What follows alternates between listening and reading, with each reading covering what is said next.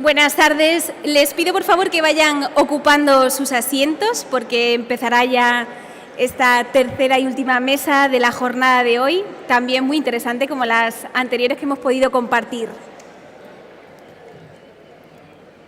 Así que, sin más, volvemos al trabajo con energías renovadas, espero, para afrontar, como decía, esta última parte. Nos espera también una interesante sesión sobre vivienda, asequibilidad e innovación. En esta ocasión estará moderada por otra mujer, también exministra del Gobierno de España, y en este caso de Vivienda, la materia que nos compete, Beatriz Corredor, quien fue también secretaria de Estado de Vivienda y Actuaciones Urbanas entre 2010 y 2011 y concejala en el Ayuntamiento de Madrid. Es para mí un honor, en este caso, cederle el testigo a Beatriz Corredor. Gracias.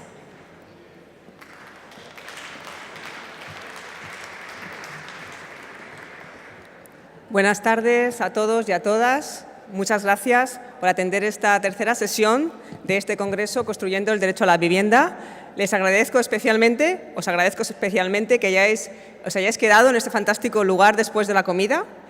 Hora española de descanso, me recordaban por aquí, pero aquí demostramos que estamos trabajando de forma muy intensa en conocer las soluciones innovadoras que en relación con el derecho a la vivienda nos van a ofrecer los ponentes, los fantásticos ponentes de esta última sesión de la jornada. El acceso a la vivienda ha sido un problema que se ha mantenido como problema en el tiempo desde todos los aspectos que podamos imaginar desde el siglo XX, pero que se ha intensificado como consecuencia de la gran crisis financiera y económica global que sufrió todo el mundo desde el año 2007-2008.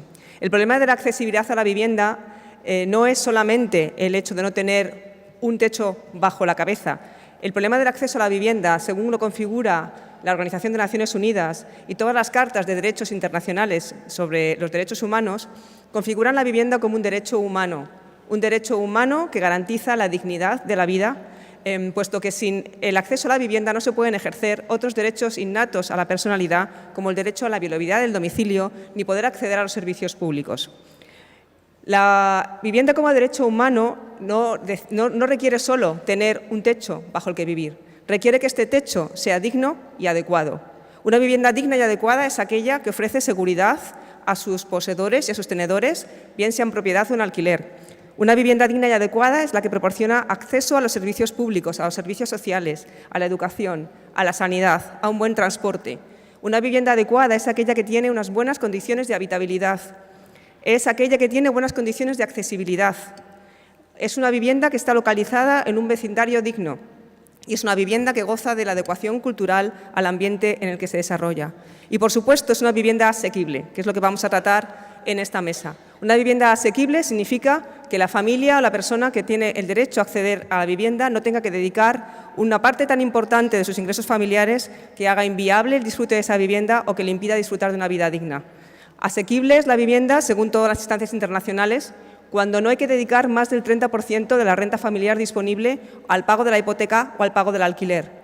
Este 30% está muy lejos de la capacidad adquisitiva de muchos de los ciudadanos y ciudadanas de nuestro país y es todavía peor en los países del mundo en desarrollo o de los países emergentes, como bien nos hablará el profesor sobre los problemas específicos de la vivienda en los países en desarrollo. La vivienda, en relación con la asequibilidad, en los últimos años, sobre todo desde la crisis, pero no solo, ha experimentado un agravamiento en sus condiciones, que pasan por los procesos de urbanización masiva, como esta mañana señalaba Joan Clos, con los procesos de vivienda informal, con los procesos de desarrollo de infravivienda, con los procesos derivados de la pobreza energética, de propietarios pobres, con los procesos de gentrificación en las ciudades, de pérdida de identidad, de expulsión de los vecinos a las afueras de las ciudades, con la emancipación tardía de los jóvenes, con la precariedad de los salarios, con la precariedad laboral. Todas estas circunstancias nos llevan a preguntarnos, que lo vamos a preguntar a la mesa de expertos, ¿qué hacemos para cambiar esta circunstancia? ¿Qué innovaciones desde el punto de vista legal, desde el punto de vista institucional, desde el punto de vista técnico, desde la arquitectura, desde las nuevas tecnologías nos permiten avanzar en mejorar la asequibilidad, en mejorar el acceso a la vivienda por parte de las grandes capas de población, no solamente de clases populares, de personas en riesgo de exclusión, sino también de grandes millones de personas de la clase media. ¿Cómo podemos hacer más asequible la vivienda en alquiler? ¿Cómo podemos hacer la vivienda asequible desde otras formas de tenencia? ¿Cómo podemos facilitar que las administraciones públicas puedan financiar las políticas de vivienda? Sobre todo ello vamos a hablar hoy. Para hablar de todo ello voy a presentar en primer lugar a la ponente principal, que es Sorka Edwards. Sorka y yo nos hemos conocido antes en Ginebra, en UNECE, con lo que yo también colaboro. Sorka Edwards, la secretaria general de Housing Europe, la Federación Europea de Vivienda Pública, Cooperativa y Social. Antes de ello, Sorka se ha dedicado a promover políticas de vivienda inclusiva y una transición energética justa en la Unión Europea y en varias instituciones. Se graduó en la Universidad de Dublín en idiomas aplicados, tiene un máster de estudios europeos en la Universidad de Lovaina y un certificado de posgrado sobre estudios avanzados en energía y medio ambiente en el Centro de Tecnología Alternativa en la Universidad de East London. Es para mí un gran placer y un honor poder presentar y darle la palabra a Sorka Edwards.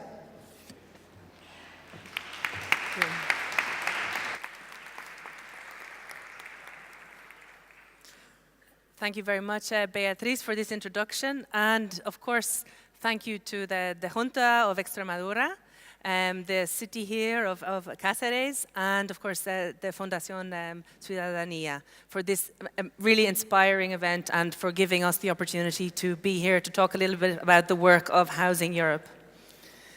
I'm going to start off with a very short video, so let's check a ver, if it works. This is Christine. Because of her first job, she had to move to a big city. For the past 5 years, she's been living in social housing. During this time, thanks to the lower than the market average rent, she managed to save around 4,000 euros per year. So she was able to attend a training course, while her kid was at the kindergarten managed by her housing provider within the same complex. Christine was really happy, and also proud of living in a renovated, energy-efficient building that helps reduce the carbon footprint. She felt safe being part of a diverse and supportive community. Thanks to public, cooperative, and social housing providers across Europe, people like Christine have been able to live the lives they dreamed of. But there are not enough Christines, since Europe is facing a major housing challenge. We ask the EU to help responsible housing providers so that they can further support our communities. Because our homes are where Europe's future starts. So, thank you. So this is the campaign, the key message that Housing Europe has developed for the European elections to really bring this message down to a personal level. Because what we are hearing from many cities, from many citizens, is that if you earn a normal salary in a normal job, such as a teacher, the reality is that it's very difficult to find an affordable place to live near your place of work.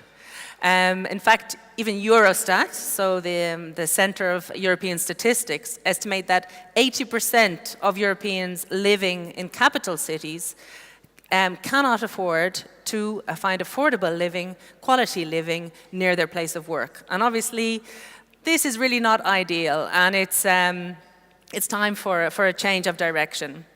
So we've talked a lot about housing policies that are taking from society. So what we've decided to do here is really emphasize the message that you can have a housing policy that gives back to people, gives back to society, and gives back to cities. So this example, Christine, the teacher, and this is based on the calculation of the average social housing rent in France in this case, has an extra 4,000 euros to spend on the local economy or on her own development compared to her colleagues in the private rental sector. The work that's been done on the renovation means that the building itself is also giving back in terms of energy efficiency and in terms of photovoltaic power. Because we have seen that for every renovation, for every 6 renovations that take place in the social housing sector, there's only 1 energy efficient renovation that takes place in the private sector. So we are emphasizing that you can have a housing policy that gives back, not one that takes away. But what I would like to say before I go into a bit more details of how we work is that there is no perfect housing system. We see across Europe, we see examples of where the housing provision is not adequate for people, not meeting people's needs. And in every country, even if you have, let's say, 30% social housing in the Netherlands, people it's still not perfect. In Sweden, you have 1 in 6 people living in public rental housing. It's still not perfect. Here in Spain, we talk about also overburden rate. It's still not perfect. So there is no perfect system. They are continuously in flux, and we can see this because we are looking at different systems and how they are changing all the time, continuously changing and in flux to adapt to the different changing needs in society. So, a little bit more about how we can see that we are in a sort of a cycle of housing policy that takes away from society. We have the statistics which shows that housing is now the biggest expenditure for Europeans. So it's what they're spending most of their income on. And as we see, everybody loses. So the local economy loses, the household loses, and it's a lose situation. So it is something that no matter what the tenure is, whether we go for affordable rental, whether we go for ownership, whether we go for shared equity cooperatives, this is something that the outcome has to be addressed. And people are spending too much money and struggling to pay for their housing costs.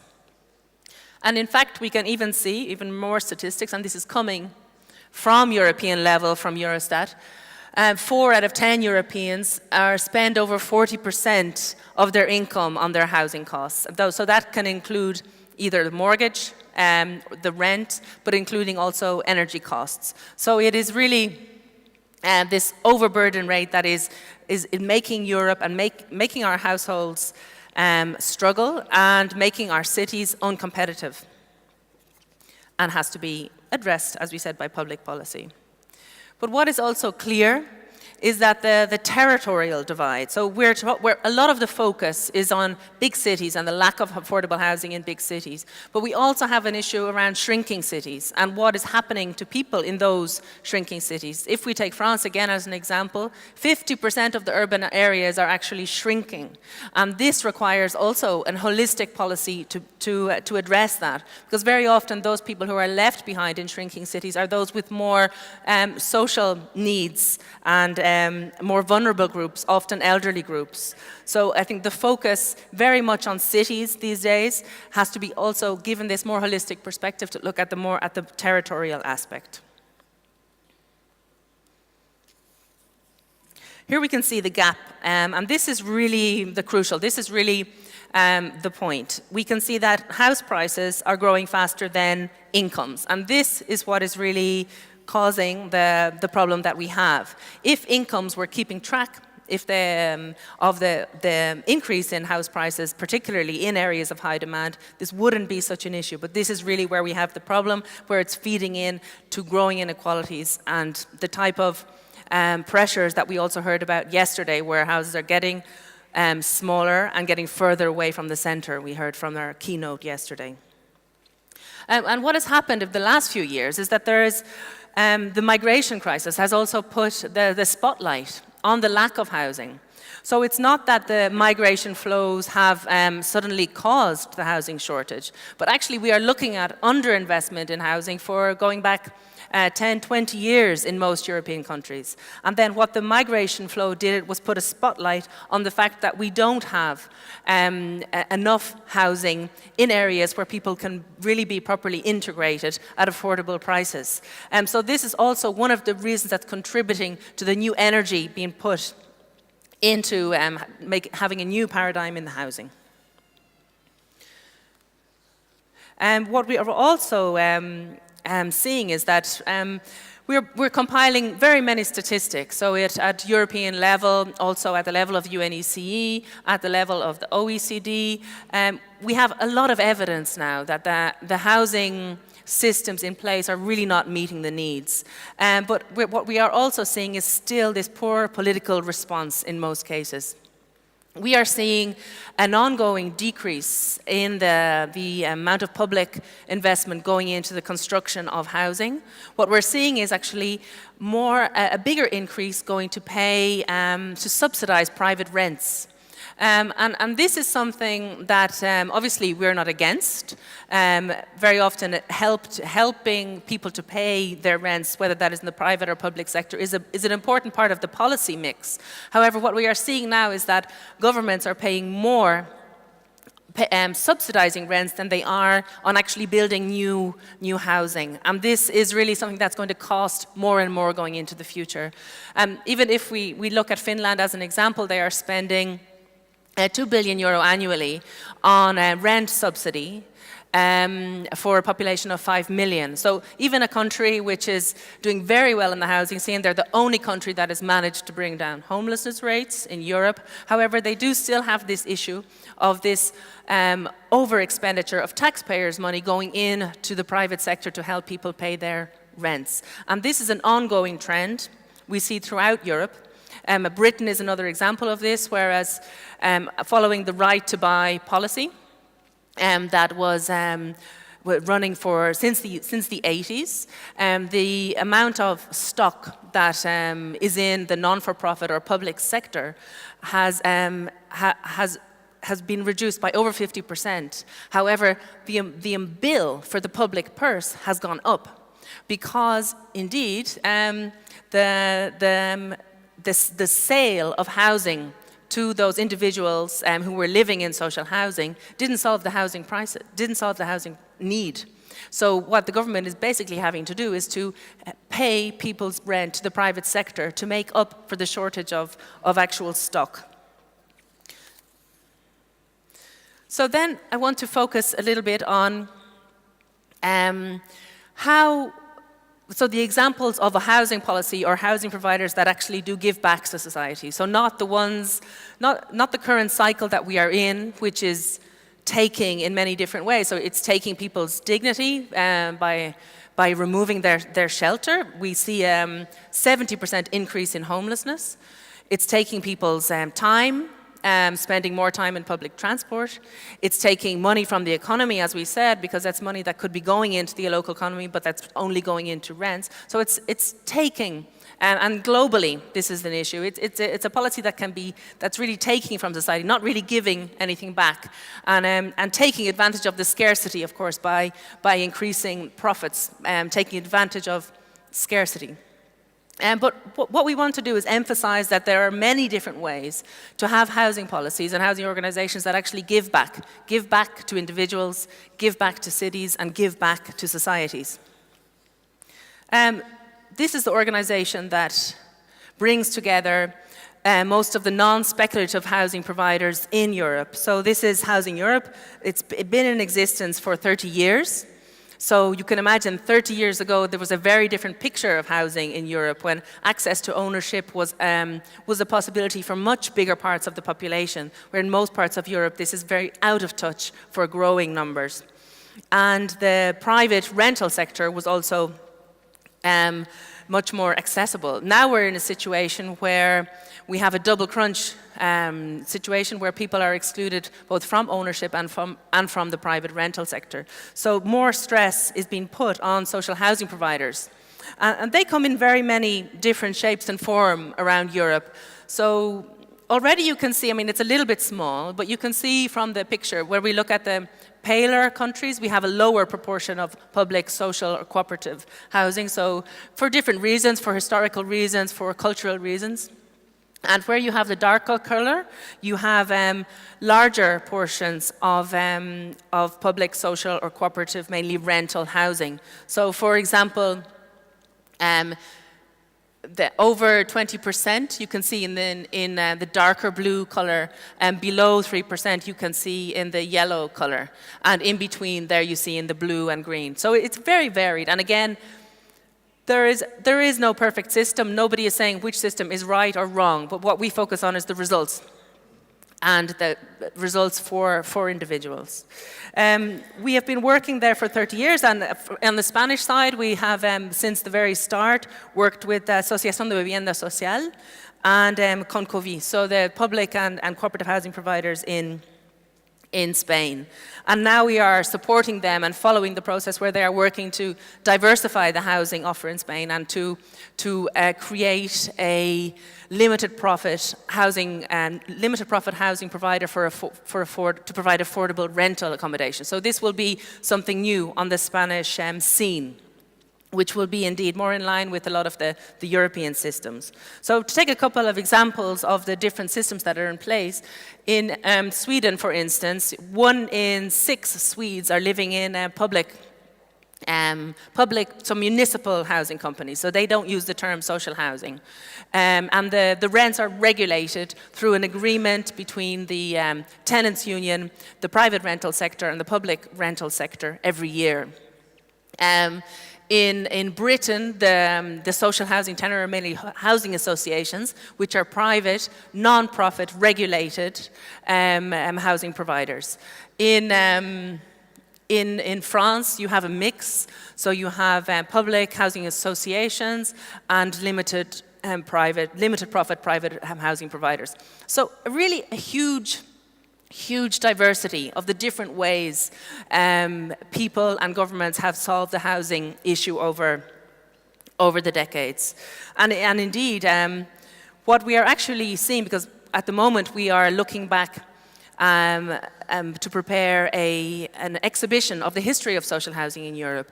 And actually, despite those differences, we do see a lot of parallels and a lot of similarities in the development of social housing in the different countries. So when we look at the industrial phase, we see similar developments particularly in Central Europe. When we looked and of course, when we look today, we see similar issues arising as a result of extreme urbanization that we heard about today by Mr. Kloos. So although there's a huge diversity in Europe, we also have a lot of similar tendencies and similar trends and similar ways to share to solve the problems that we are facing. So from our side, what we feel that this type of housing provider has to offer society. So the types of organizations that we bring together really address housing need across the whole sphere. So they are increasingly working on housing first issues together with cities. So this is alternative to homeless shelters. So bring people with specific needs coming from a homeless situation, bring them straight into housing with wraparound social care. They are providing social and also affordable housing, and that has a different definition depending on which country you're talking about. Many of those work for targeted groups, so for elderly, for young, or for migrants. And many of those have a culture of social mix. So they don't only, for instance, target low-income groups. If we look, we hear a lot about the city of Vienna. We actually see levels of 70% of non-profit social cooperative housing in the city of Vienna. So obviously there you have a social mix. And when you hear the mayor explaining that, he explains, we want to have a service that taxpayers are happy to support because it's a service that they might be able to access one day. Whereas if they're only targeting a very small, vulnerable group, taxpayers are less happy to support that. I thought this was an interesting argument. These organizations also go a lot further than housing provision. Increasingly, they're working on labor mobility and labor market insertion.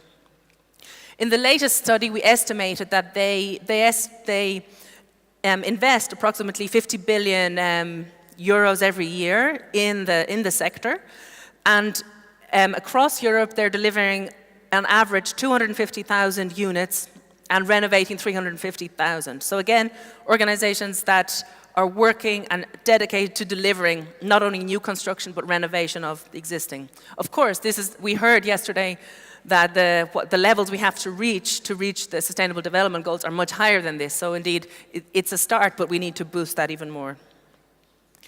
They also work very much in partnership with cities to solve the most pressing issues such as urban sprawl and segregation. And this is the key point. is that more and more, and we see this also from our members here in Spain, from the public housing and the cooperative housing providers, this housing first concept is stronger and stronger. So the organization's, the vision is not only to provide the four walls, but actually ensure that the housing becomes a springboard out of poverty and provides people with a link to other services such as education and support. I took one example, sorry the writing is a little bit small, but this one I thought was a very good example coming from Spain of how they are challenging the demographic change through an innovative project in Alicante. So the aging issue is very much linked to housing. We estimate that over 80% of the housing stock in Europe is not fitted out, is not really adapted for people in their elderly years. In the last study we did, we saw that only 6% in the Netherlands is adapted, only 8% in France, for instance. So this issue of adaptation, so to allow people to age in their home, as we heard from Uruguay ex-president yesterday, it's to give people the dignity of being able to remain in their home. We are a long way from that. But there are excellent, innovative ideas coming up from the ground which can show us the way. This one is an intergenerational one in Alicante from the Patronal Municipal de la Vivienda, which provided not a small amount, so 244 affordable units of €160 per month rent. And what is innovative here, and we have a lot of interest, even coming from Sweden and Scandinavia, in this project and this concept of intergenerational living. So that is something that we really put forward as a good example. There's another one here from Italy. So it's from Federcasa, so that's the Federation of Public Housing Providers in Italy. Again, they're trying to push the frontiers and come up with new models. Looking at, again, intergenerational co-housing in the town of Trento, so not so far. And with a stress also on universal design of the homes and energy efficiency. The issue of energy transition is one that is also close to the core business of social, cooperative and public housing providers. Also because even if you are supplying affordable rent, if you are giving people a key to affordable rent, but putting them in fuel poverty, in a situation when they're unable to afford to keep their house adequately warm or cool, in many places in Europe, this is really not the objective. So the energy transition is really at the core of the objectives of social housing providers. But what we are really working to stress at European level is that we need to work at the level of the neighborhood. So in European legislation, I don't know if many of you follow, there's very much of a focus through the Energy Performance of Buildings Directive, the Energy Efficiency Directive, very much a focus on the individual performance of individual buildings. And we find that this is something, while important, in reality and at the level of cities and districts, this is not really what pushes the political agenda. What pushes the political agenda is that you are making a neighborhood a better place to live. You're making people proud of the neighborhood they live in. And while we have also good examples, excellent examples from Spain, I've picked one here from Sweden, where they, again, took a neighborhood approach to the energy transition, not an individual building. And this is one of the many projects that were built during the 60s in Sweden, the Million House Project, which are now in some cases, in a very bad state. But what they have done is worked with the entire neighborhood. This is a housing cooperative called Riksbyggen who was in charge of this, and a very strong social perspective, liaising with the tenants, having regular meetings, and negotiating the cost as well, making sure that the cost remained affordable after the renovation. And what they have, interestingly, what they have done is they have managed to achieve some densification in the process. So they have built an extra layer on top of the building, so previously was 3, so they built an extra story which actually helped with the financing of the scheme. And they have also introduced a nursing home for the elderly within the building and a daycare center. And this is what we have seen as really the key to the success in many of the the renovation and the new build projects. We heard again from Jan Kloos earlier on, the not in my backyard phenomena, when people want to have more affordable social housing, but not in their neighborhood. But we've seen cities and housing providers find ways to overcome this by first having very open communication with the existing residents, but also providing them with, for example, extra green spaces, centres that the broader population can access. So it's a give and take scenario.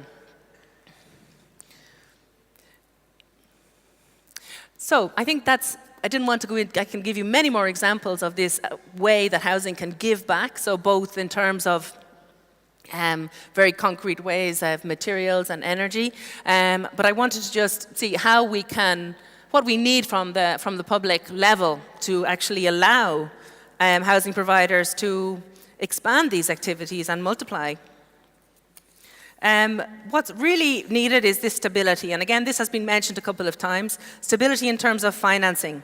The financing available has to be stable and clear in the long term. Whether that is coming in from private investment or public investment, it needs to be steady. And this long-term perspective over our organizations are working really on the basis of 30 years is really key. We also need legislation to be really clearly supportive and in favor of the construction of housing for those who cannot find housing on the market. The flexibility issue is also very key, and this is something that's very relevant at European level. We find that the legislation, particularly around competition law or state aid law, so how a government can support housing, is too restrictive. So at the moment, social housing is linked specifically to disadvantaged groups, whereas we see this is actually a direct clash with the approach taken by many European countries. And not in line, in fact, with the current reality, because social exclusion or housing exclusion is not only affected those who would be traditionally referred to as disadvantaged groups, but it is affecting a broader and broader section of society. So the legislation at European level has to be adapted to reflect that change. We also have limits when it comes to expenditure, and Jan Kloos also referred to that earlier on. The Stability and Growth Pact at European level is limiting the amount of money that local authorities can actually invest in housing, despite the fact that it's obviously investment that's needed and that will pay back eventually. I want to finish up on 2 slides and to just start the whole discussion on innovation and where we see where innovation is needed.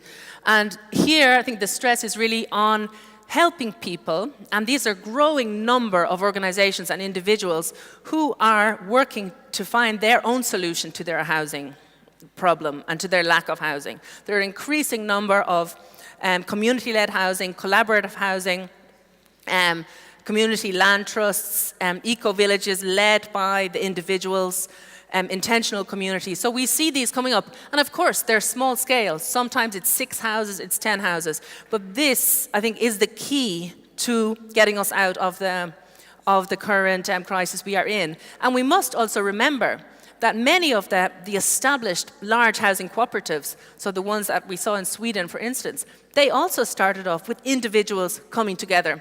The Austrian cooperatives, this was the case. This was middle-class individuals who came together to solve their own housing problem. So we cannot afford to dismiss this new energy coming up, and this must be strengthened by public policies and financially, but also in legislation.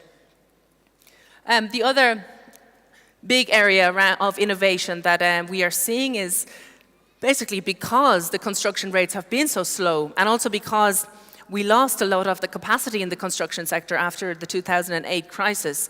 There is now a big stress to produce buildings in a quicker, faster, more efficient and sustainable way. So we see many initiatives to produce modular construction.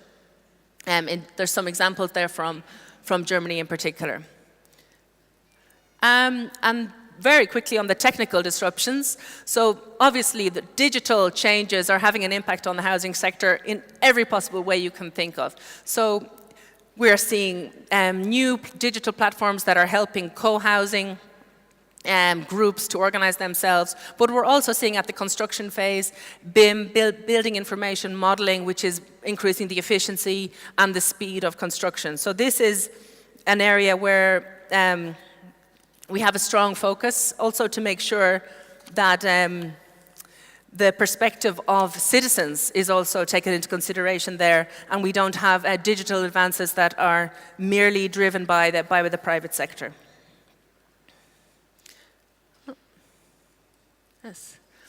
And lastly, I think this is the focus that I would like to leave with, is that the biggest innovation that we need to look at is the whole idea of circular economy. So this is the end of the waste economy, so where we have a horizontal industrial process. It's about circular usage of materials, it's about buildings as material banks, but it's also about the local production of jobs, local production of materials, and moving towards a zero waste and low impact society. But also, I think we can use the whole circular notion again to think about a housing policy that gives back to people, gives back to society, gives back to the natural resources of the planet. I think this is the direction we need to go in. So thank you very much.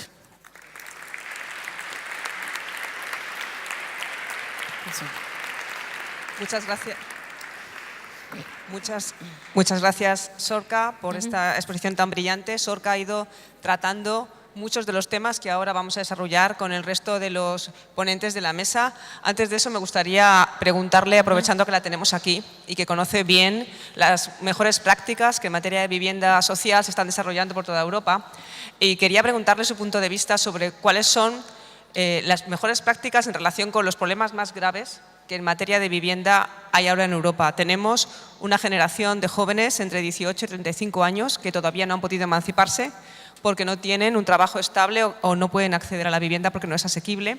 Tenemos una generación de profesionales jóvenes muy bien formados que son expulsados de los centros de las ciudades por los precios. Tenemos una nueva categoría social de propietarios pobres que tienen pagada su vivienda pero no pueden pagar las utilidades, la luz, el agua, no pueden calentarla en invierno. Tenemos una escasez de vivienda social, solamente el 10% de la demanda de vivienda social en Europa se cubre con vivienda social. Y venimos de un proceso en el que se ha privatizado bastante de la vivienda social que existía a disposición de las administraciones públicas europeas. Como consecuencia de la crisis se vendieron mucha vivienda social. Esta mañana comentaba el defensor del pueblo, Francisco Fernández Marugán, que en España se han construido desde los años 50 millones de viviendas sociales que se han vendido y por tanto no están ahora a disposición de las administraciones públicas. Todas estas cuestiones son comunes a Europa y me gustaría preguntarle a Sorka cuáles son las mejores prácticas y de qué manera los países pueden colaborar para tratar de encontrar una solución más o menos común. Yes, so yes, the issue of youth, we have produced a briefing, so the Housing Europe Observatory has recently produced a briefing which is outlining the situation when it comes to youth and housing exclusion, but also with really some excellent examples coming from all over Europe of how that can be addressed. So, but we estimate 42% of young people between the ages of 16 and 29 spend more than 40% of their income on their housing. The highest rates are not in Spain, but in Norway, Denmark, and the Netherlands. And 4 out of 10 of that same group live in overcrowded situation, with the highest rates being 7 out of 10 in Bulgaria and Romania. And the issue actually is that we were not prepared for this. So many of the social housing policies did not target or were not designed to particularly assist young people. So this is also why we've reached such a drastic situation. So this is many of the social housing providers, they are helping to develop co-housing models which help students but also young, so people starting their careers. So we've seen good examples of that in Italy and in the Netherlands. Also in France, there's an increasing move to facilitate access to employment by providing jobs, by providing housing, because many people had been actually turning down trainee positions or stagiaire positions because they couldn't find the employment. So now in France, they are rolling out a new program which particularly addresses that group. So making sure that if somebody has an offer of a traineeship, that they do not have to turn it down just because they cannot find affordable housing. So, this is gracias, Sorka. Le damos un aplauso a nuestra ponente. Y vamos a pasar a la segunda parte de esta sesión, que es una conversación entre dos ponentes complementarios, excelentes en sus respectivos campos, a los que voy a dar la palabra. Está con nosotros el profesor Reinhard Gether, que es profesor investigador del MIT, Massachusetts Investigation Technology, centrado en la urbanización de vivienda en países en desarrollo. Es director del Grupo de Interés Especial en Asentamiento Urbano, un programa centrado en la profesión y en la vivienda. Tiene experiencia en todo el mundo, defiende la vivienda informal como recurso clave para los desafíos de la urbanización. Y su más reciente investigación se refiere a la tecnología para la autosuficiencia energética en el desarrollo de ciudades y el uso innovador de drones combinados. Es el fundador de la Global University Consortium Exploring Incremental Housing, una asociación de 29 universidades, y ha sido seleccionado por el premio Pergamino de Honor de ONU Habitat en 1997 y por tanto es especialista en metodologías innovadoras. Le va a dar la réplica el profesor Sergio Nassarre, que es profesor de Derecho Civil, y en eso en parte somos colegas. Si consigo encontrar la página, porque esto es un poco inmanejable. Gracias.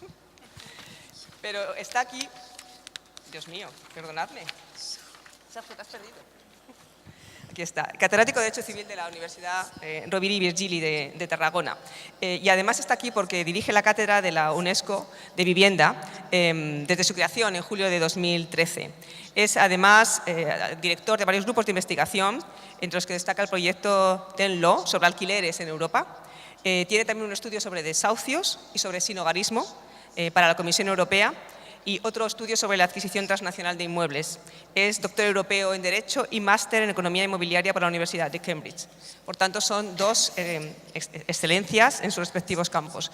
Me gustaría empezar con el profesor preguntándole sobre la innovación en materia tecnológica y cómo desde la innovación se puede mejorar la accesibilidad y la asequibilidad de la vivienda, y especialmente sobre su experiencia en materia de vivienda informal y cómo la vivienda informal puede ayudar o puede utilizarse como herramienta para mejorar la accesibilidad.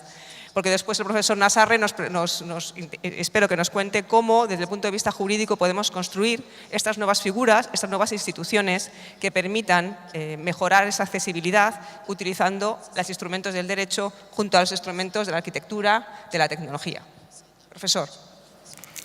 Okay. I have to clear my throat.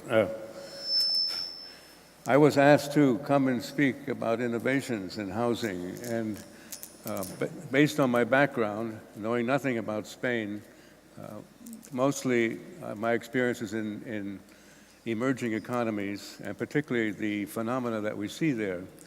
We saw the presentation yesterday about incremental housing and the fantastic output there. It's clear, and it's no longer argued, that the informal housing in the emerging economies really is the most successful producer of housing. The fastest, the most, they actually also are the main economic background of cities. So really, when we talk about technological innovation, it may be worthwhile to look at the informal sector and to understand how they did that. And perhaps to look at that, if we can apply modern technology, the different techniques that we use here, and if we can learn new ways of approaching the problems. I mean, we hear repeatedly that governments have great difficulty in meeting it, there's not enough money, so on and so forth. We're sort of trapped in a circle of problems, and they keep coming up. And so the idea in this case is to look at the informal sector, the successful informal sector, very dynamic, and to see if there are some lessons that we can learn. Somebody asked me always and said, the informal sector, but that's too far away, it doesn't count. Well, I live in Boston, in the inner ring, and we have a simple little house. And one day I said, I want to fulfill my dream. I want to add a room, just a simple room, to get more space. And so I said, well, let me go to a small builder, he can help out. And he comes up and he says, yes, I can help you, but you need a permit. And I said, why do I need a permit? Because you can see it from the road. And he said, if you can't see it from the road, build. It's okay. No one cares. I went to the permit people and asked them, what's the problem here? And they said, in this small community, we have counted there's about 5,000 illegal houses, not houses, but rooms, additions that were built. 5,000, and that's a lot. And we said, gee, is this the informal sector? Is this like the third world? If it happens here, perhaps we can learn something, and perhaps we can interchange ideas. So, we looked around, and we said, okay, let's understand this better. Let's look at the data that we have. And in the third world, what we said, we can use cell phones. You all know cell phones. We can use this as a form of surveys. They take photographs, they can document, they can aggregate information. It's very quick and very easy. We tried it. We also tried standard surveys, and we found something very interesting. We said in the informal sector, it looks like there's 3 phases. In the first phase, they have to make their beginning livable. They have to make it, for example, if they have a shack, they have to make it livable. In the second phase, they fulfill their dreams. Okay, our family is big, we need to add more rooms, we need to add things, little planting, things like that. We fulfill our dreams. And in the third phase, we label it as an opportunistic phase. They've made it. They now can look to the future. Let's open up a store. Let's rent a room to bring in income. And then the fact that, and I heard that there's a big problem of rooms. If they're so successful in making spaces, perhaps we can use this same mechanism. You could add a room to your house and rent it out. You'll get income. You add a housing supply for the rental units. And my partner's going to tell us how you do it legally. That's a problem, okay? So, the other thing we noticed was the room rentals of the informal sector.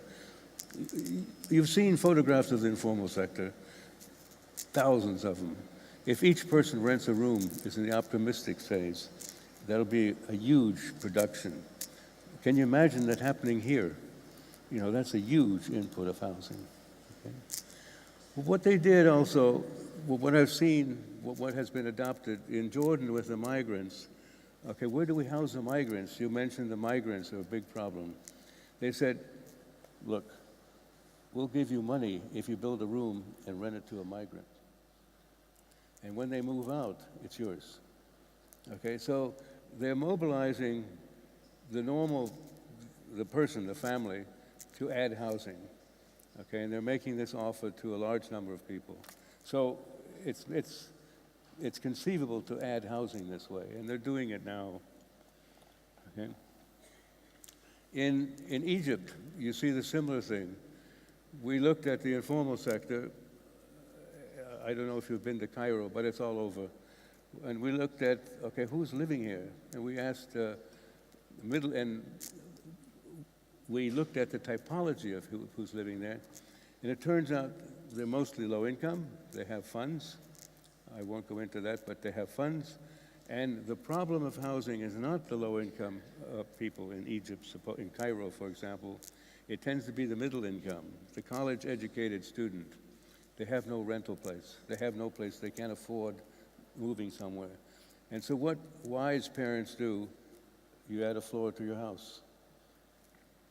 Okay? And so they equally use the same phenomena, the same mechanism of the informal sector. They go up, okay? What we can do, what we've done to document this, to find out the data, we use drones. Drones make beautiful pictures. They're timely, they're up to date. You can get them for tomorrow or for any time you like. And the digital data that you get from those, you can manipulate to all sorts of things. Okay, so what you can do, and what we started to do, is to track the development of the informal housing. Equally, you could track the development, say, the question was in Boston, how did they know that there were 5,000 illegal units built? How did they know that? We heard that maybe they'd use drones. Traditionally they would drive down the road and look and see. That's not very good, but they ended up using drones. Okay, by the same token, in the informal sector, in third world, we're starting to use drones to track the development. This way, we can track the amount of housing production, the amount of unit production. Then if we can encourage them to support them, not to destroy them, if we can encourage them, they can add units to the housing stock, which would prevent further spread of the city. The big problem that you hear repeatedly, there's a slogan, double the population, triple the area in 20 years, or something like that. It varies depending who you listen to. That's a fantastic fear, okay? With drones, you could monitor this development and see where support is needed. The question becomes, how can you encourage people to build up? What's the highest you can build? 4 or 5 stories? You see that in informal sectors everywhere. And then you have to ask, is this something we can do here? Would you build your house to 4 or 5 stories? You have to think about it, okay? Can you do it legally if you have zoning? Big problem, okay? El profesor ha provocado mucho a la audiencia y a los ponentes con su visión, porque la vivienda informal obviamente es una vivienda que se construye al margen de la legalidad urbanística. Es una vivienda que todos podemos recordar hace no demasiadas décadas en España a través de los poblados de chabolistas, y todavía queda alguno, pero realmente en España y en los países europeos en general no es un problema que tengamos a la vista, porque se ha hecho un gran esfuerzo de integración y de mejora de la infravivienda. Es cierto que en algunos países, no solo en el Cairo, sino en Latinoamérica, el problema de la vivienda informal es mayúsculo. Yo tuve ocasión en su momento de visitar Medellín, en Colombia, y también Bogotá.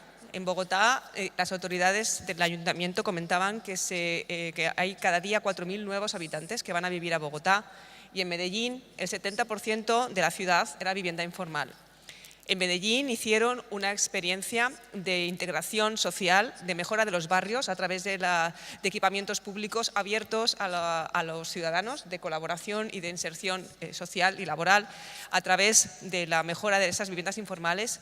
Y tenemos experiencias de éxito, pero también experiencias como las de Río de Janeiro, profesor, donde hay millones de personas viviendo en favelas en las que no entra ni la policía, donde son realmente micromundos, microcosmos, infiernos en vida, donde la calidad de vida es ínfima, donde la higiene, las condiciones de salubridad son impensables para el estándar europeo, y donde realmente los poderes públicos se ven sobrepasados, no encuentran y se han intentado soluciones como la titulación, varias soluciones en varios países, y hasta ahora no se ha encontrado la manera de integrar la informalidad, como hablaba el profesor, de manera positiva. Yo espero que Sergio, que es un jurista especialista, nos pueda decir qué tendencias se están utilizando o cómo se puede conseguir incorporar esta informalidad y qué nuevas figuras jurídicas podemos encontrar para dar salida a la asequibilidad de la vivienda. Muchísimas gracias. No sé si la presentación la tenemos preparada. ¿Tenemos los slides? Vale, pues muchísimas gracias a toda la organización, a doña Beatriz Corredor por su moderación y sus comentarios, al profesor Goethert por su intervención, que creo que ha tocado, yo creo que 4 temas importantes y que van muy al hilo de lo que les quería comentar hoy. La vivienda incremental, creo que desde el derecho ahí podemos aportar mucho. el realojamiento informal, no en forma efectivamente pues, de barrios deprimidos en general, pero sí, por ejemplo, el fenómeno squatter, el fenómeno de los ocupas, que está en crecimiento y por lo tanto hay que buscar ahí mecanismos. La tercera cuestión es la migración. La migración, en nuestro caso, igual que en muchos países, porque esto además lo dice la nueva agenda urbana, migración interna, campo-ciudad, y por lo tanto ahí tenemos unos nuevos retos ahí. Y por último, el uso de la tecnología. Yo creo que estas 4 cuestiones, él lo comentó en base a drones y tal, pero bueno, yo les comentaré ahora un poco desde el punto de vista del derecho, pues bueno, cómo nos hemos aproximado precisamente pues, a estas cuatro realidades. A ver si nos funciona. Bueno, básicamente la Cátedra de Vivienda se dedica a investigación, docencia y transferencia para generar bueno, pues el impacto social que todos deseamos. Básicamente, a ver si funciona. Sí, básicamente los organismos internacionales después del estallido de la burbuja en 2007 estuvieron relativamente, poco a poco estando de acuerdo en que concentrar las formas de tenencia en una sola, en este caso la propiedad, es algo negativo. Lo dijo la UNECE en su momento, lo dijimos en un informe para la Comisión Europea sobre desahucios y sinhogarismo también, y lo dijo finalmente por los párrafos que tienen ustedes ahí, el 31, el 33 y el 35 de la Declaración de Quito de la nueva Agenda Urbana Hábitat 3.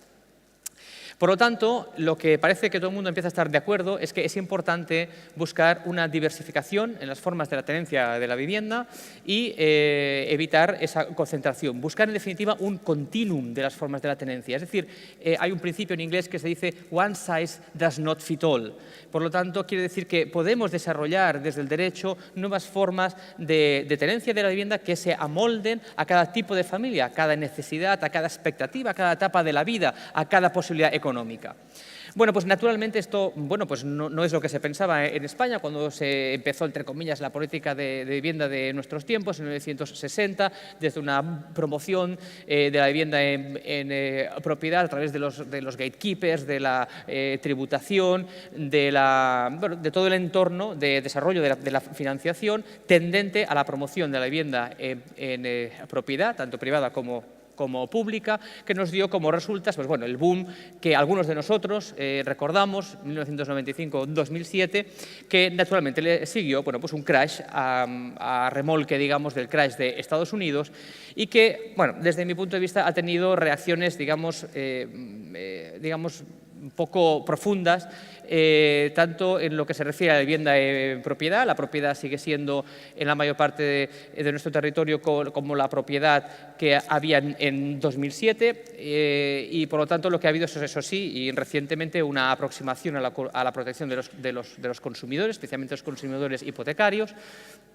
Y la vivienda en alquiler, una reforma en 2013 que junto con una imposibilidad de las personas de acceder al crédito, bueno, pues conllevó pues en muchas ciudades una burbuja del alquiler en 2016 con bueno, una reforma ya fallida, la 21-2018 hace poco, y otra pues que en pocos días sabemos si tira para adelante o no, pero en cualquier caso, y desde mi punto de vista, y como no tenemos tiempo, pues bueno, no recoge todo lo que debía recoger para convertir el alquiler en una alternativa real a la propiedad. ¿Yo qué les propongo?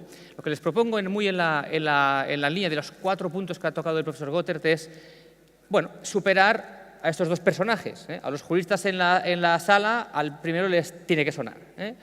El primero es el emperador Justiniano. En el siglo VI estableció una serie de reglas, tanto de la propiedad como de la hipoteca, que más o menos invariablemente han seguido así los últimos 1400 años.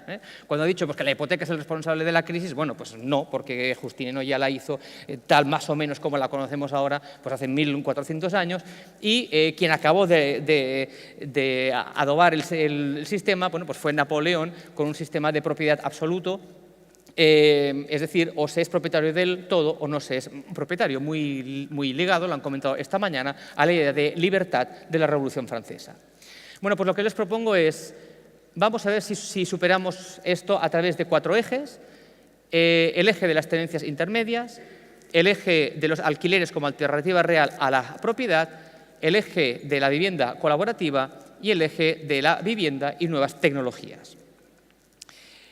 Vamos a las tenencias intermedias. ¿Qué les parecería si les dijese que dentro de esa idea de continuum, ustedes ven ahí a mano izquierda la vivienda en alquiler, la vivienda social, en la parte más extremo de la pantalla, y en la parte derecha lo que es la propiedad privada. Bueno, pues en esa idea de continuum vamos a colocar ahí tenencias de la vivienda nuevas que se beneficien de todo lo positivo que tiene la propiedad, que como decía el doctor Close esta mañana, tiene muchas cosas, y vamos a ver qué tiene de positivo el alquiler, que también tiene otras. ¿Qué les parece si yo les dijese poder ser propietarios de su vivienda pagando solamente el 10% de la misma, o el 25%, o el 83%, o el 2%, lo que ustedes tengan o lo que le puedan financiar sin sobreendeudarse? Aquí les he puesto un ejemplo. Comprar un 25% y pagar por el resto, por el que aún no se tiene, un 75%, una especie de renta. Esto es lo que se denomina la propiedad compartida, que en muchos países desde los años 70 está desarrollando esa función de acordeón, esa función intermedia de acompañamiento, en lo que decía el profesor de la flexible housing, de la vivienda incremental. Bueno, la posibilidad de que las personas puedan, sin sobreendeudarse, ir escalando hacia la propiedad. ¿Y qué les parecería, en esa idea que comentaba el profesor también, de las migraciones, campo-ciudad, que una persona que venga del campo a la ciudad no tenga la necesidad ni de alquilar ni de comprarse una casa para siempre, que aún no puede comprar porque acaba de llegar? ¿Qué les parece si puede comprar una casa por el número de años que realmente la va a necesitar? Y luego, cuando acabe ese plazo, que seguramente será pues, el que dura su vida laboral, pues naturalmente la devuelve y puede irse a retirarse al pueblo o a la pequeña ciudad de donde venía. Bueno, pues estas dos formas de tenencia alternativas y sostenibles que evitan el sobreendeudamiento y que añaden asequibilidad ya son una realidad en Cataluña desde el año 2015. Una propuesta que hacemos ya desde aquí es extender esto al resto de España. Primera idea. Vamos a la segunda. Los alquileres como auténtica forma alternativa a la propiedad. Siéndoles sinceros, es muy difícil hacer una LAO bien hecha en pocas semanas o en pocos meses. Nosotros hemos estado 4 años, más 2 años, un total de 6, en 2 fases, estudiando los 28 sistemas de alquileres de Europa y llegando, bueno, entre otras cosas, porque después de 4 años y más 2, pues claro, no puedes llegar solo a esto, a este pulpo, que nosotros llamamos el pulpo. Ahí ven, a un lado de la pantalla, lo que un propietario espera, un landlord, un arrendador, el que alquila. Y por otro lado, en la otra parte de la pantalla ven ustedes a lo que aspira el arrendatario. El arrendador quiere, entre otras cosas, pero sobre todo quiere rentabilidad y quiere seguridad. Y el inquilino quiere flexibilidad, estabilidad y asequibilidad. Y ahí pues, se desgranan otra serie de elementos, etc. Si no conseguimos, y esto es una de las cosas que hemos aprendido de ese estudio durante esos 4 años más 2, que trabajamos luego con el Gobierno de Cataluña, fue básicamente que si no conseguimos un equilibrio entre todos esos elementos de la fórmula, va a ser muy difícil tener un sistema funcional de alquileres. Y resumiendo aún más, para poder superar la tasa de alquiler que tenemos en estos momentos, que desde luego no es el 20%, que ni aparece, que aparece en la exposición de motivos del nuevo Real Decreto, el dato de Eurostat mezcla lo que es alquiler y lo que no lo es decir, usos, usufructos, comodatos, todo tipo de tenencias, estamos en el 13, 14, ¿sí? Bueno, pues es convencer a la clase media que alquilar puede ser tan bueno como comprar. Y eso es muy difícil.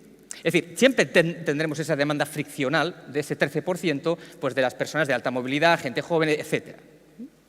Pero lo que nunca hemos conseguido con nuestra legislación de alquileres pendular, 64, 94, 85, 94, 2013 y ahora 2018 y luego 2019. Lo que nunca hemos conseguido con esa legislación pendular pro-arrendador, pro-arrendatario, es convencer a la clase media, es decir, conseguir una neutralidad real de las tenencias de la vivienda. Una neutralidad real de las tenencias de la vivienda quiere decir que me gusta ese piso, me da igual si compro o si alquilo. Estamos muy lejos de eso. Y desde luego el Real Decreto no lo va a conseguir, yo eso digo. Básicamente son 2 pilares. en los únicos países en Europa donde hay más alquiler que propiedad, que solamente son dos, Alemania y Suiza. Y Austria tiene un 30%. Pero los tres tienen en común estas dos cosas. Tienen en común renta previsible y asequible, es decir, tú a la clase media no le puedes decir, bueno, cada 3 años es igual, dígame cada 5, dígame cada 7, es igual. Le voy a cambiar la renta porque tengo mi familia, lo decía bien Sorcha, ¿no? Cuando decía pues, la familia, la involucración en la sociedad, en los condominios, en los inmuebles, en los edificios, en el barrio. No me venga que me va a subir el alquiler porque tiene 10 más esperando. A la clase media esto no le va a ir. Y luego, sin sorpresas. Sin sorpresas quiere decir contratos incentivados, opcionales, igual que la renta previsible, de carácter indefinido.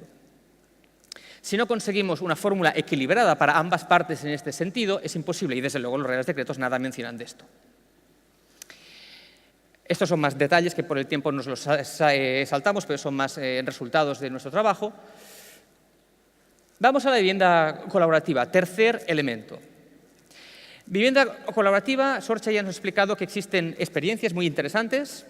También tenemos aquí, tenemos ya modelos. Bueno, la vivienda colaborativa simplemente, para recordar, es una consecuencia también de la denominada economía colaborativa, que es básicamente la suma de la crisis económica y de la vivienda, las nuevas tecnologías y los valores de la generación millennial. Poco tiempo para explicar esto, pero yo creo que todos nos hacemos una idea, ¿no? Bueno, pues la vivienda colaborativa, y tienen ahí pues también un esquema con los diferentes aspectos que hemos desarrollado en este proyecto que estamos ahora sobre qué es vivienda colaborativa y dónde influye esa colaboración, si en la financiación, si en la gestión, si en la promoción, si en el acceso. Bueno, tenemos ejemplos, por ejemplo, los cohousing senior o los co-living senior. Y hay ejemplos interesantes, lo que pasa es que no son asequibles, no son para todo el mundo. Ahí yo creo que es un elemento donde los poderes públicos tendrían que poder intervenir. No sé si a través de la hipoteca inversa, no sé si a través de mecanismos de alquiler de la vivienda habitual comprada por estas personas. No olvidemos que España es el país de Europa que mayor tasa de personas tiene viviendo en propiedad sin hipoteca. El 40% de nuestras familias son propietarias sin hipoteca, muy lejos de las cifras, por ejemplo, de los países nórdicos, que todos ellos están entre un 5 y un 10% solo, y tienen un 65% de hipotecados cuando nosotros solamente tenemos un 35%. Bueno, pues si tenemos una población de propietarios senior que deciden vivir juntos y compartir servicios juntos que necesitan, bueno, pues ahí podemos acompañarlos, ¿no? Con varios mecanismos, ¿no? Tenemos modelos ya de cooperativas de uso y tenemos también, bueno, pues otros modelos, por ejemplo, para quizás esto no es tanto habitacional, pero sí que sirve para congeniar dos motores de nuestra economía, que ahí tenemos el tema de la crisis aún, que salimos, pero que no salimos, que son los condo-hoteles, que es la posibilidad de financiar construcciones o rehabilitaciones de hoteles a través de la venta de habitaciones. Bueno, estos son modelos, podríamos llamar colaborativos, que bueno, tienen cierto desarrollo y que están funcionando. No obstante, en el ámbito colaborativo tenemos riesgos que tenemos que tener en cuenta, ¿no? Riesgo, por ejemplo, la oferta de compartición de habitaciones como manera habitual de provisión de vivienda. Situaciones que tenían que ser transitorias, bueno, pues se convierten en situaciones, digamos, permanentes o casi permanentes, pues para personas, incluso familias, ¿no? Que viven en ciudades. Una habitación en la ciudad de Barcelona pues se puede encontrar ahora alrededor de los 550, 600, 650 euros al mes. Una habitación, pero eso sí, los anuncios son así, les prometen pues, su cama, su armario, hasta su espacio libre, que el espacio libre es entre la cama y el escritorio, que se define como su oficina. Claro, esto no es nada nuevo. Los modelos impulsados por Lenin en la Unión Soviética también daban esa idea de bueno, que cada familia tenga su habitación, una habitación que rondaba entre los 9, 10, 12 metros cuadrados, pero compartían el baño y la cocina. Por lo tanto, nada nuevo hasta que Khrushchev decidió desmantelarlos y muchas personas no se han podido marchar de ahí, ¿no? Algunos de los testigos de la época decían kitchen was hell, ¿no? La cocina era un infierno, ¿no? Por muchos motivos, ¿no? También tenemos una aproximación neoliberal a esa idea de compartición malentendida, ¿no? Que es, pues eso, espacios privativos muy reducidos. Decía la señora Corredor en la idea de, bueno, el tema de la intimidad, la libertad en su presentación, ¿no? Bueno, es muy difícil ser libre, desarrollarse como persona en 12 metros cuadrados o en 10 metros cuadrados y todo lo demás compartido. Compartido quiere decir compartido, es decir, tiene que compartir el comer, etcétera, etcétera, ¿no? Con todo lo que eso implica, ¿no? Por lo tanto, tenemos una duda de replicabilidad y un reto de replicabilidad. Y luego, bueno, ya que estamos, pues, premios de arquitectura, pues eso, de las ciudades sin cocina, y a ver si tanto hacer edificios sin cocina vamos a acabar, pues esto, como estos chicos tan fashion, comiendo en la calle. Entonces, yo no sé, es decir, ahí tenemos a la izquierda modelos funcionales de economía colaborativa y vivienda colaborativa, y en la parte derecha, pues modelos que no acaban de ajustarse, pero que se están promoviendo. Y para terminar, eso es un minuto nada más, ¿cómo sería nuestra versión de los drones? Que aquí los utiliza la agencia tributaria para ver si se ha construido una piscina que no toca. ¿Cuál es nuestra aproximación de las nuevas tecnologías a la vivienda? Bueno, estamos trabajando en muchas cosas, estamos trabajando en Big Data, por ejemplo, pero también estamos trabajando con blockchain. Y en uno de los papers hemos desarrollado, pues bueno, lo que potencialmente blockchain permite, lo que no quiere decir que esto sea realizable pasado mañana. De hecho, se ha intentado, pero aún no funciona del todo. Pero potencialmente es posible, pues lo que les enseño ahora, hacer una compraventa de una vivienda prácticamente entre 7 y 10 minutos a través de 2 móviles, con la casa registrada, la hipoteca concedida, el dinero desembolsado, los impuestos pagados y a través del Internet de las cosas, la puerta de la casa abierta. Esto es potencialmente posible solo desde 2008 con la creación de blockchain, porque permite transacciones seguras. Hay mucha discusión al respecto de esto, pero yo creo que, bueno, pues que no tengo tiempo, si quieres en el debate lo podemos hablar. Pero esto es una de las más importantes aplicaciones del PropTech, que ya está en todos los ámbitos, ¿no? Y ahí tienen un PropTech muy desarrollado hacia la eliminación de gastos y de tiempo en las transacciones inmobiliarias. Nada más, yo creo que hemos tocado los 4 temas que el profesor apuntaba y ahí estamos, ¿no? Para su disposición. Muchas gracias a los 2 profesores, al profesor Nazarre y al profesor Gezer. Profesor Gezer, ¿cree que algunas de las nuevas técnicas jurídicas que ha sugerido el profesor Nazarre serían aplicables a la vivienda informal? Porque me llama la atención que esta vivienda informal se construye de forma muy rápida, pero sobre el suelo que es propiedad de alguien, una administración, un particular. ¿Y cuál es el título, la tenencia, cuál es el derecho que tienen esos habitantes de casas informales con el paso del tiempo? Porque aunque no les vean construir, después ven que están allí, necesitarán luz, necesitarán agua, necesitarán servicios. ¿Hay alguna de estas técnicas que les sirva a la vivienda informal o la vivienda informal necesita un procedimiento legal distinto? You want 5 minutes worth. We had a long argument about this before when we discussed this, but clearly in the informal sector, we're not talking about 5, 10, 20, 30 people. We're talking about thousands of people at one time. And if you come up to these thousands of people living there all of a sudden, and you take your little camera, your CNN camera, and the TV's there, you say, watch this man evict this poor lady with her 10 kids. What are you going to do? So in other words, what I'm saying, there's such a large phenomena of people who demand housing that you have to accommodate them somehow.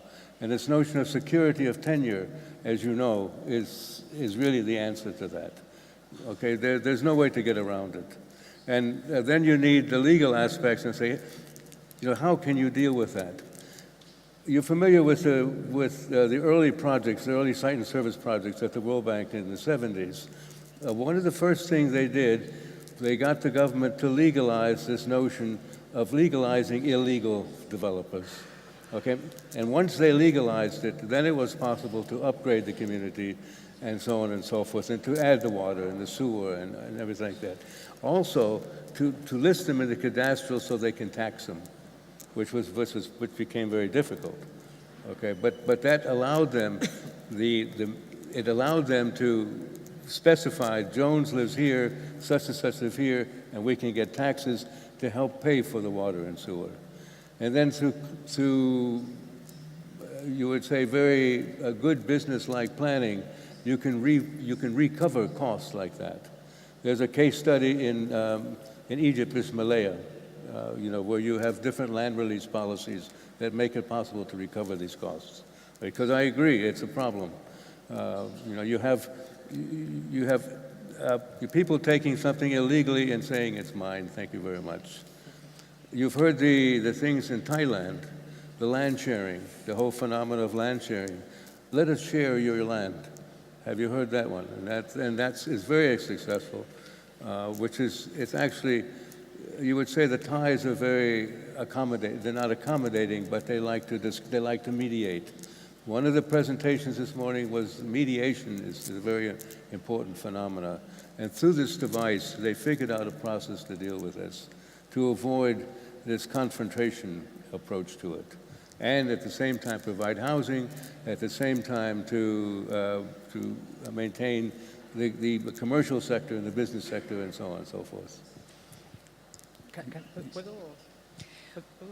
El profesor Nassarre quiere hacer una réplica y ya pasamos a continuación a que todos los que están a mi derecha de la mesa, que son los que tienen el poder público, les van a contestar a los dos profesores desde el punto de vista pragmático. ¿Qué opinan de estas innovaciones que están proponiendo? Profesor Nassarre. Sí, muy brevemente, porque desde la reforma precisamente de la 4/2013 en la LAU tenemos un instrumento parecido al que comentaba el profesor ahora para legalizar, por ejemplo, ocupas, ¿no? El artículo 17.5, ahí el único artículo que cito ya en toda la tarde, ya prometo, ¿no? Que fue introducido nuevo en esa norma, permite lo que se denomina la rehabilitación por renta.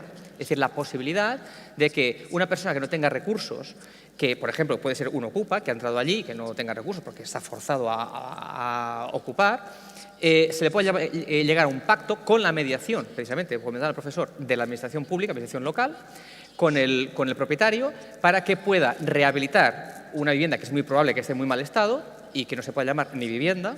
Bueno, pues con su trabajo pueda calcularse cuánto vale ese trabajo y darle el equivalente en número de años como inquilino. ¿De acuerdo? Entonces, esto es la primera vez que está en la LAU y esta persona es un inquilino protegido por la LAU. Por lo tanto, yo creo que es una de las vías. Incluso en Bruselas hay experiencias donde se ha cambiado renta en dinero por renta en trabajo para legalizar, para, digamos,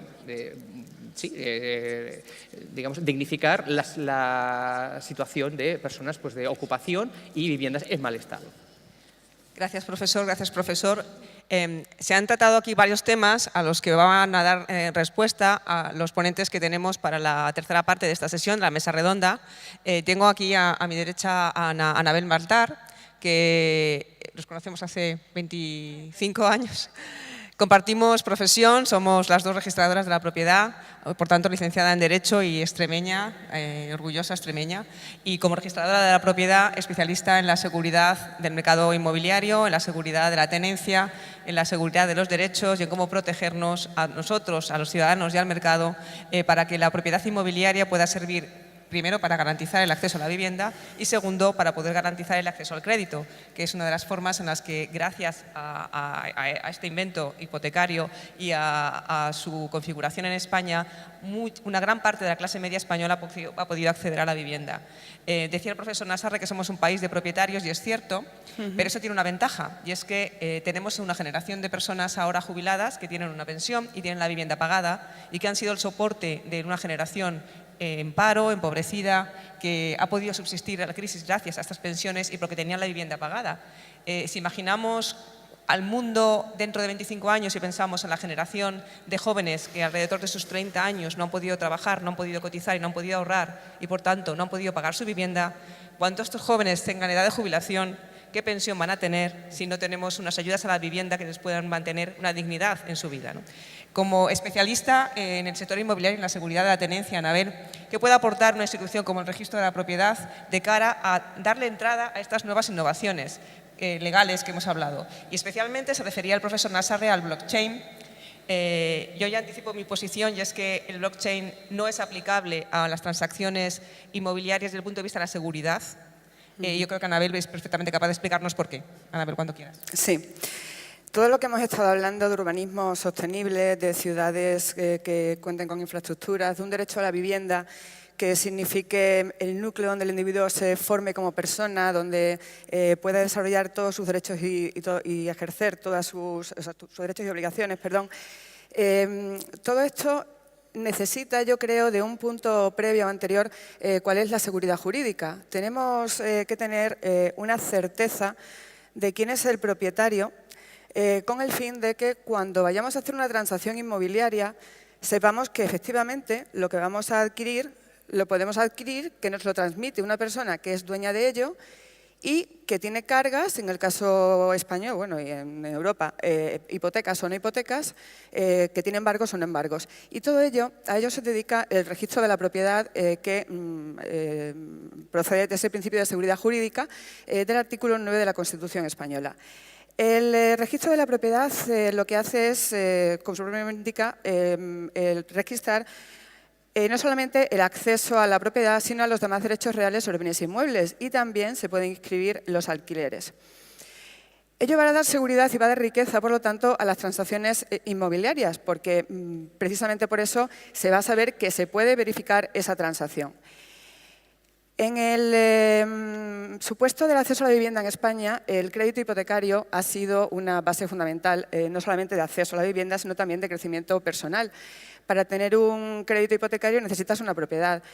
Como decía Sergi, efectivamente puedes tener una entrada para luego pedir lo que te falta a un banco y a través del mecanismo de la hipoteca pagando tus cuotas y hacer tuya la vivienda. Nosotros en el registro inscribimos las hipotecas que tienen carácter constitutivo, además, porque en tanto no se produce la inscripción, no hay un derecho real de hipoteca como tal. Todo esto se hace a través de un principio de calificación registral muy minucioso, que sería incompatible, que es lo que estábamos hablando, con el blockchain.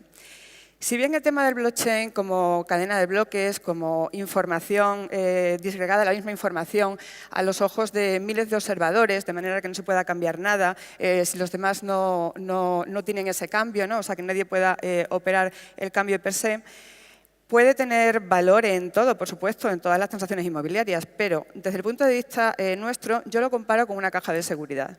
Tú puedes tener una caja de seguridad que efectivamente sea muy seguro, como su nombre indica, un bloque de hormigón, lo que quieras. Pero, ¿no te importa lo que tienes dentro?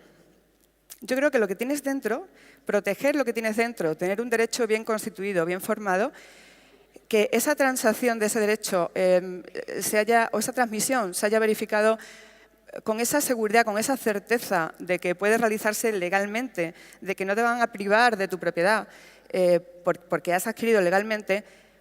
Yo creo que eso no se puede controlar a través de un blockchain. Tiene que haber un registrador, en este caso, que controle esa legalidad de las transacciones inmobiliarias. Con lo cual, creo que si importante es el continente, en este caso más importante es el contenido.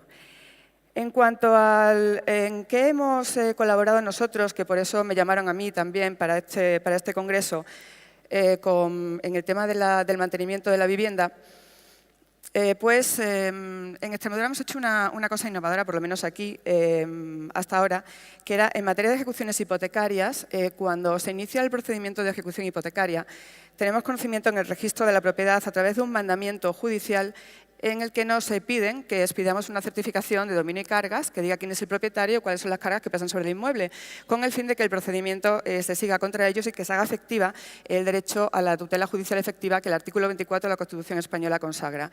Una vez que recibimos el mandamiento, hacemos constar la expedición de la certificación por medio de una nota marginal. Esta nota marginal, teniendo en cuenta, la hacemos al margen de la hipoteca, como su nombre indica, y nos va a decir cuál es el procedimiento, la fecha del procedimiento, y lo que nos pidió a nosotros la Junta de Extremadura, en este caso, era si podíamos darles información con la finalidad de proteger a los deudores de qué notas marginales habíamos expedido, habíamos tomado y, por lo tanto, de cuántas certificaciones habíamos expedido. De ahí la estadística que quería mostrar en pantalla.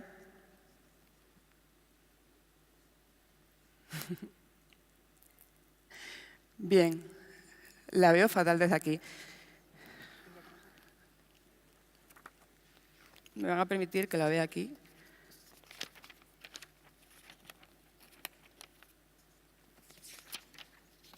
Bueno, en teoría se trataba de ver cuántas certificaciones hipotecarias se habían expedido y nos encontrábamos con el escollo fundamental de la Ley de Protección de Datos de Carácter Personal, puesto que no podíamos decir realmente que el deudor es menganito o que el acreedor es fulanito. Lo que sí podíamos era hacer por vía de estadística, como decíamos, una transmisión de información a la Junta. ¿Con qué finalidad se hacía esto? Pues con la finalidad de saber que en determinadas poblaciones estaban siguiendo tales procedimientos de ejecución y que pudiera, a través de un sistema de intermediación, la Junta poner fin a ese procedimiento de ejecución y llegar a lo que conocemos como desahucio cero, ¿no?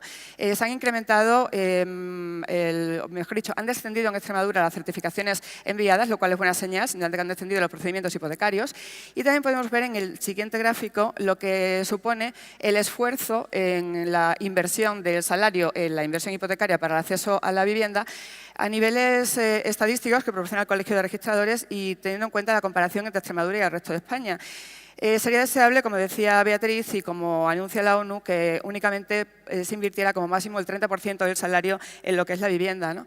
Aquí hemos visto cómo la tendencia en los últimos años, si bien se infló con el tema de la burbuja, ha ido decreciendo y podemos ver en la propia estadística cómo, si bien en Extremadura parece haber repuntado un poco, en el resto de España en general ya estamos en unos niveles de inversión en hipoteca inmobiliaria casi por debajo de ese 30%. Muchas gracias, Anabel. Yo que tengo la manía de traducir siempre la terminología jurídica de forma que sea asequible para audiencias no especializadas, en relación con el blockchain, yo suelo también explicarlo no como la caja de seguridad que dice Ana, que se entiende bien, sino de otra forma, y es que la tecnología blockchain lo que supone es que hay una serie de datos que están dispersos entre servidores de todo el mundo, de manera que nadie tiene la capacidad de disponer de la información, salvo que haya una clave informática que junta toda su información. Esa clave informática, obviamente, es un software que es propiedad de alguien, y significa que a través de esa única clave se puede conseguir toda esa información dispersa por todo el mundo. Cuando esa información dispersa por todo el mundo es la información de titularidades inmobiliarias y societarias de toda la historia de un país y, por tanto, de toda la riqueza inmobiliaria de un país, con datos personales de los ciudadanos de un país, que esa información esté disponible con una sola clave informática en manos de una empresa informática es un riesgo de seguridad nacional. Y evitar ese riesgo de seguridad nacional es a lo que se dedican las instituciones jurídicas como el registro. Yo, para pasarle la palabra al siguiente ponente, es otro actor importante dentro de todo el proceso de gestión y de creación de la vivienda asequible. Es Jerónimo Escalera, que es el presidente de la Asociación de Gestores Públicos de Vivienda y Suelo, y que además es colega, porque somos los dos licenciados en Derechos por la Universidad Autónoma, y además es un especialista que tiene un máster en Urbanismo y Ordenación del Territorio por la Universidad CEU de Madrid y un máster en Ciencias Históricas, Investigación, Documentación y Nuevas Tecnologías por la Universidad Rey Juan Carlos. Como presidente de los promotores públicos, yo tengo que preguntar, ¿cómo podemos en una época post-crisis, desde las instituciones públicas, financiar la vivienda social? ¿Qué tipo de innovaciones estáis contemplando los promotores públicos para incorporar todas estas nuevas técnicas, la construcción modular que decía Sorca, las experiencias de cohousing y co-living, con nuevos espacios, con nuevos formatos de construcción y de edificación, diferentes de la tradicional que era una vivienda con un dormitorio, dos dormitorios o tres dormitorios, según la pareja tuviera un hijo, dos hijos, tres hijos? ¿Cómo os estáis incorporando a las nuevas demandas de tipología de vivienda y de financiación los promotores públicos? Jerónimo. Pues es un tema muy interesante y que estamos empezando a entrar en él. Nosotros tenemos muy claro que hay que aumentar el parque público de vivienda. Lógicamente hay que tocar todos los ámbitos, tiene que ser una batería de medidas que sean para todos y que tiene que haber dinero por medio y tiempo. Una solución inmediata sabemos todos que es imposible, y una solución sin dinero pues también es muy complicada. Aumentar el parque público de vivienda tiene que ser también pues, con muchas medidas, desde la construcción, la tradicional construcción de vivienda, la compra de vivienda ya construida para acortar plazos, y dentro de las nuevas medidas o de lo que ahora yo creo que más se está apostando, también viendo que no existe un dinero suficiente para aumentar el parque lo que es necesario, la colaboración público-privada. Es una línea en la que ahora se está trabajando mucho y que ahora volveré a hablar sobre ella. También hay que luchar contra la vivienda vacía. La vivienda vacía no toda está localizada en los lugares que necesitamos, o sea que es complicado meterla en mercado, pero yo creo que a través de medidas, sobre todo fiscales, de la gente que tiene esas viviendas, que le ayude o que le convenza para ponerla en el mercado. Igual que también se habla tradicionalmente del problema de la vivienda vacacional, de Airbnb. No es tampoco una solución, como he dicho, tiene que ser una batería de medidas de muchas cosas, pero hay que hacer que las personas que dedican la vivienda a Airbnb, pues con una serie de ayudas fiscales, pues que se les convenza para que las puedan poner en alquiler. Aquí también haríamos, dentro de lo que son innovaciones, el tema de los indicadores de precios, que también se está hablando desde hace poco tiempo. Yo creo que son muy interesantes. Desde mi punto de vista, soy partidario de que haya unos indicadores de precios. Lo que no soy partidario es de que se topen los precios de alquileres. Tiene que haber unos indicadores de precios y a lo mejor también puede haber unas medidas fiscales que las personas que alquilen sus viviendas por debajo de esos indicadores pues tengan unas ayudas, lo que va a fomentar que bajen los precios, y también nos va a servir a las administraciones tener esos indicadores para conocer justo al revés, justo en las zonas que no hay presión de precio, saber que debemos actuar sobre esas zonas, mejorarlas con servicios, con seguridad, con transporte, con rehabilitación, para hacer que esas zonas vuelvan a entrar en el mercado de alquiler. En cuanto al tema de la innovación constructiva, de la que también se está hablando, lógicamente nos interesa mucho por el tema de la reducción de plazos de entrega de vivienda. Nos interesa siempre y cuando pues, cumpla también una serie de requisitos que siempre desde las administraciones pues, necesitamos para los parques públicos de vivienda, que es la durabilidad de los materiales, que tengan un bajo mantenimiento. El mantenimiento es, lógicamente, un coste muy importante. Se ha hablado aquí de las viviendas que se construyeron en los años 50, 60, 70, que prácticamente todas fueron en venta, las viviendas protegidas. Hay que recordar también que todas esas viviendas, que había promociones al alquiler de esos años y que ¿qué ha ocurrido con ellas? Casi todas finalmente se han vendido a precios muy bajos a sus inquilinos, porque por falta de mantenimiento o por la antigüedad, por la propia antigüedad de las viviendas, era muy costoso mantenerlas, los ingresos eran muy bajos para las administraciones y finalmente muchas de ellas se han acabado vendiendo. Y luego, lógicamente, pues el precio, que sea un precio óptimo para nosotros. Muchas gracias. ¿Tú crees que el sector público está preparado para asumir los cambios en la demanda de nuevas tipologías de vivienda, como los millennials, con este caso de las personas mayores que están demandando otro tipo de vivienda pues para compartir espacios, para compartir servicios, para tener, por ejemplo, como decía antes Sorca, tener servicios médicos y servicios de cuidado en el mismo edificio, o los jóvenes que tengan un servicio para atender conjuntamente a los niños?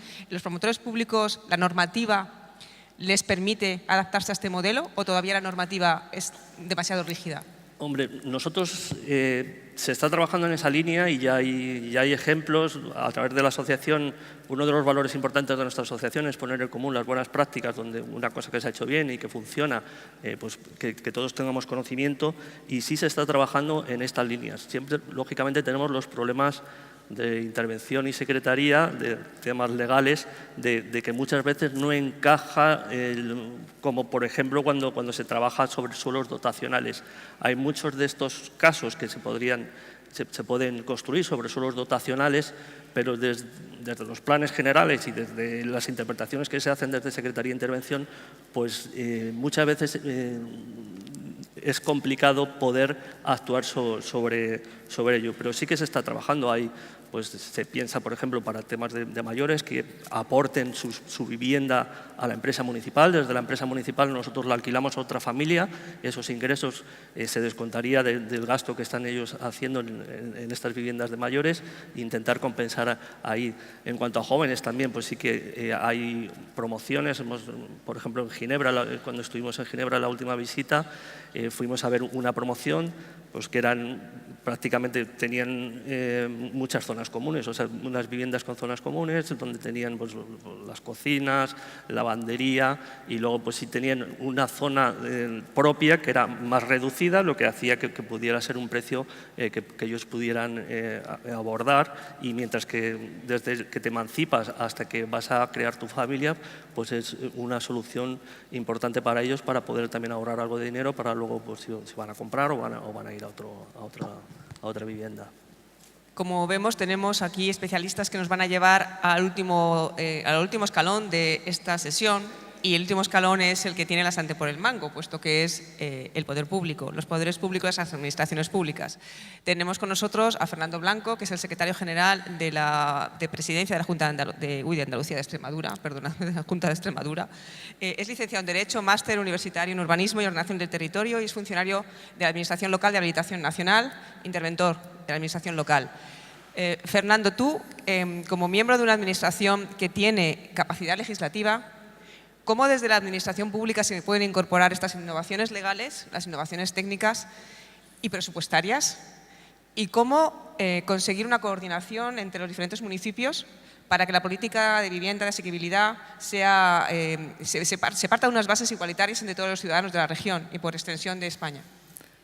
Bien, muchas gracias. Efectivamente, la innovación social y tecnológica está siendo receptiva por parte de los poderes públicos. Tenemos ya ejemplos reales y prácticos que se están llevando a cabo en distintas comunidades autónomas sobre la necesidad de que la realidad social, a partir de la innovación que se aplica a adoptar soluciones para problemas colectivos, se han trasladado tanto a la práctica legislativa como a la práctica en la toma de decisiones por parte de las distintas políticas públicas. Hay líneas, programas europeos que trabajan en distintas líneas de investigación para el establecimiento de tecnologías de financiación en la búsqueda de soluciones habitacionales para colectivos con problemas en riesgo de exclusión social. También existen tecnologías de la financiación en el ámbito de la búsqueda de fuentes financieras con garantías para la articulación de programas de rehabilitación de viviendas vinculados a la eficiencia energética. Y también tiene un amplio recorrido, distintos programas que se están llevando a cabo ya a la práctica en la aplicación de las tecnologías, de la innovación tecnológica en el desarrollo de materiales constructivos que efectivamente van a tener la búsqueda de la optimización en la eficiencia energética, en la calidad del proceso constructivo y también en la nula o baja emisión de la huella de carbono y, como no, también, lógicamente, de las políticas vinculadas al efecto invernadero. Desde el punto de vista legislativo, yo sé que habéis tenido ocasión en este congreso, ayer y hoy, de hablar de la construcción constitucional e internacional del derecho a la vivienda.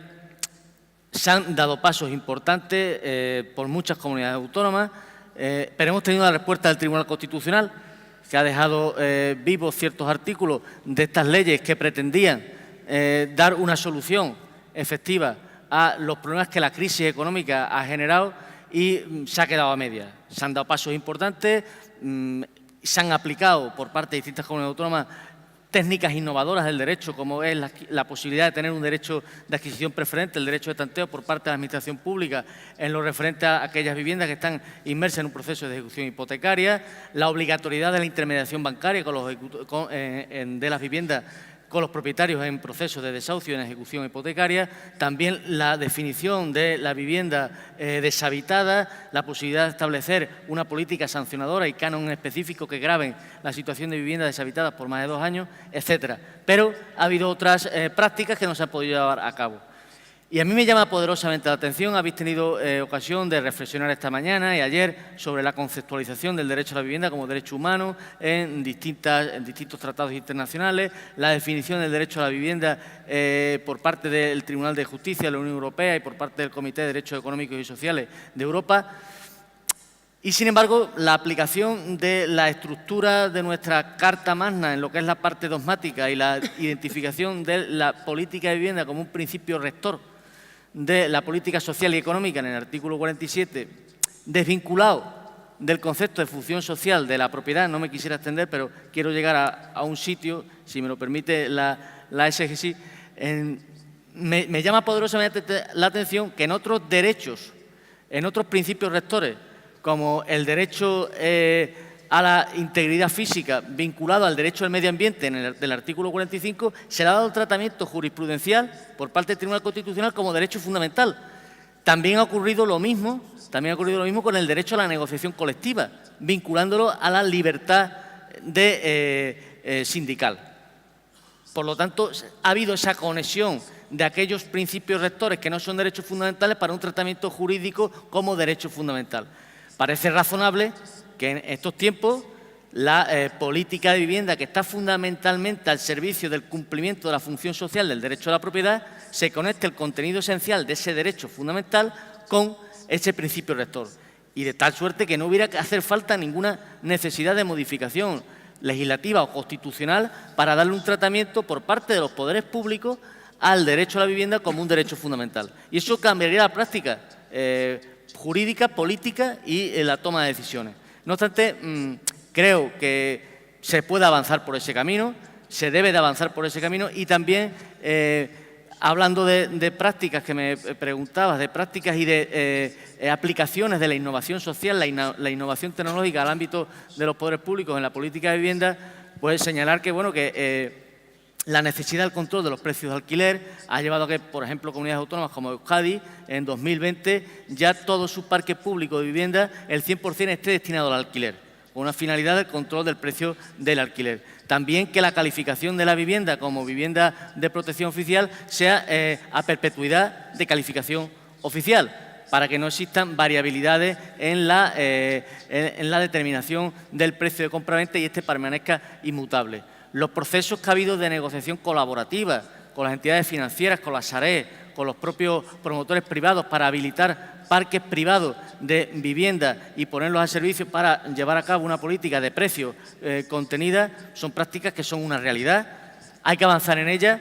La administración local tiene mucho que decir porque es la puerta de entrada de los problemas de los ciudadanos y hay que habilitar herramientas, y se están habilitando herramientas para que las competencias que se tienen se puedan articular de manera coordinada con las competencias de otras administraciones que no son superiores, que están en el mismo nivel de toma de decisión, pero que efectivamente tienen una capacidad de planificación y de programación a la que también la administración local se tiene que atender, pero que evidentemente las prácticas colaborativas desde la administración local con los promotores, con los financiadores, para articular soluciones habitacionales de aquellos colectivos que estén en situaciones de riesgo de exclusión social, tienen que ser prácticas que se articulen desde lo local hacia lo autonómico y lo nacional. Y olvidar encorsetamientos de uniformismo legislativo, porque la práctica la tenemos desde el punto de vista de la jurisprudencia del Constitucional en sentencias recientes aquí en Extremadura, en el 2018, y que entiendo que una de las soluciones para no abocar a una reforma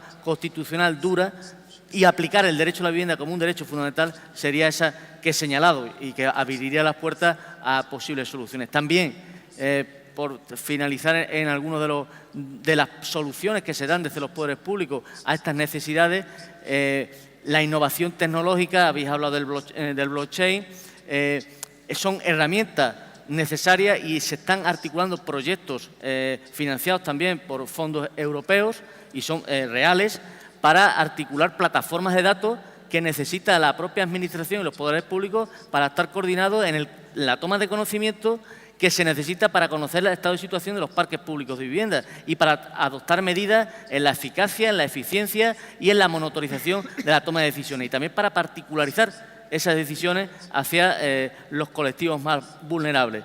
Hablábamos aquí también de los flujos migratorios, de la despoblación, y hablábamos, y hemos hablado en otras ocasiones, de que Europa envejece.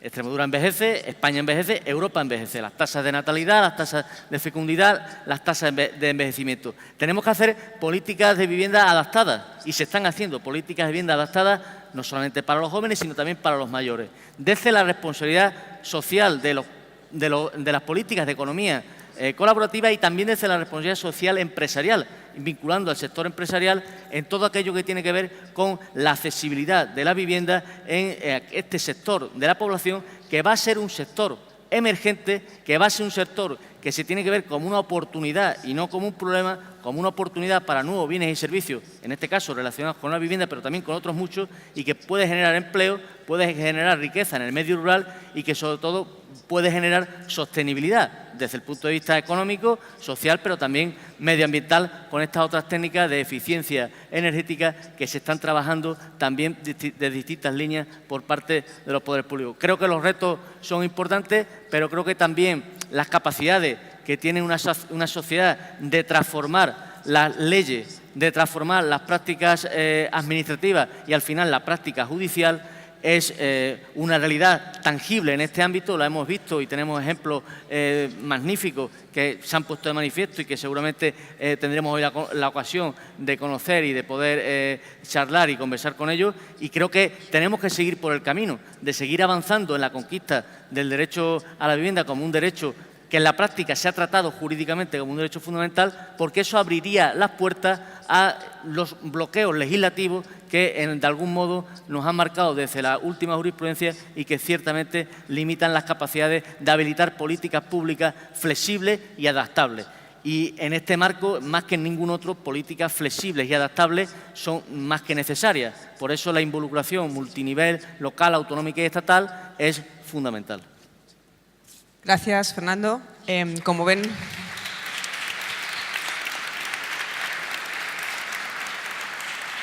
ven, la posibilidad de innovación en relación con la vivienda no es, cuando hablamos de innovación, pensamos casi instintivamente en innovación tecnológica, innovación científica. Está bien recordar que el derecho también es una ciencia y que también hace falta innovación institucional.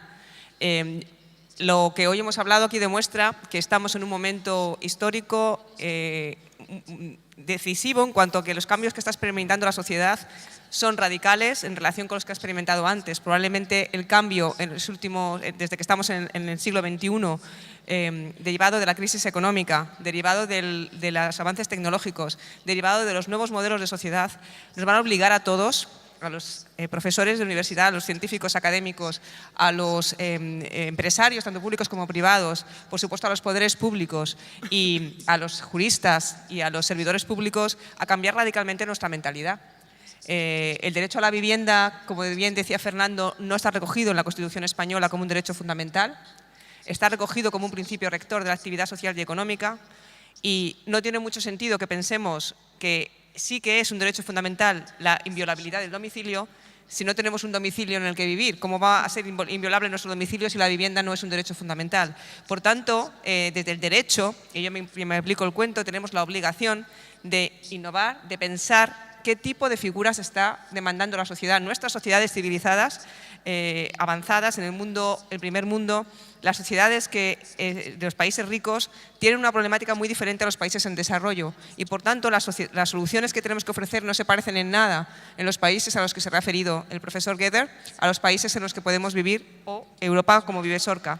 Las innovaciones tecnológicas en vivienda modular, las innovaciones en eficiencia energética, las innovaciones jurídicas, cómo todas estas figuras vamos a incorporarlas a la legislación, requiere que trabajemos conjuntamente, y la comunidad académica, la comunidad científica, las entidades sin ánimo de lucro que trabajan para ofrecer soluciones o para proponer soluciones, los poderes públicos y los promotores, no tenemos aquí un promotor privado, pero evidentemente necesitamos al sector privado, tenemos que trabajar conjuntamente porque la sociedad a la que vamos requiere soluciones diferentes, tipos distintos de vivienda. No podemos pensar ya en que la línea de la vida de una persona es vivo con mis padres hasta que termino mi carrera, encuentro un trabajo, me emancipo, formo una familia y tengo hijos y después me jubilo.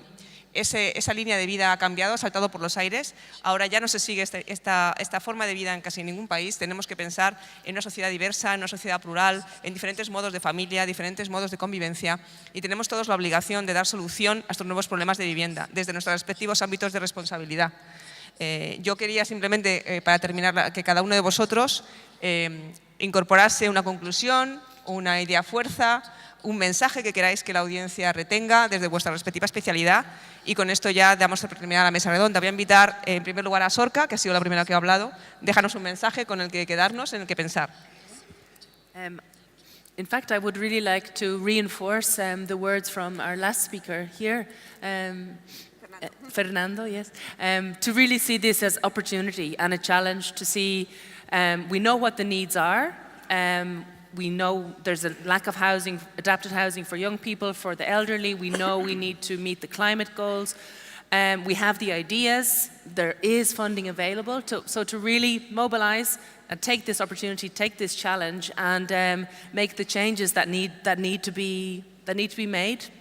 And finally, just to say, we need to, of course, look at the evidence and the gaps and the people who are being failed by the system, but we also need to really be proud of what works, celebrate what works, and put the message out there. And we will try to do that. We will, in Lyon this year, we will have the second International Social Housing Festival, which will indeed try to do this, try to celebrate indeed what works and be proud of the responsible housing that exists. So I hope we can welcome as many of you as possible there in Lyon for that. Thank you.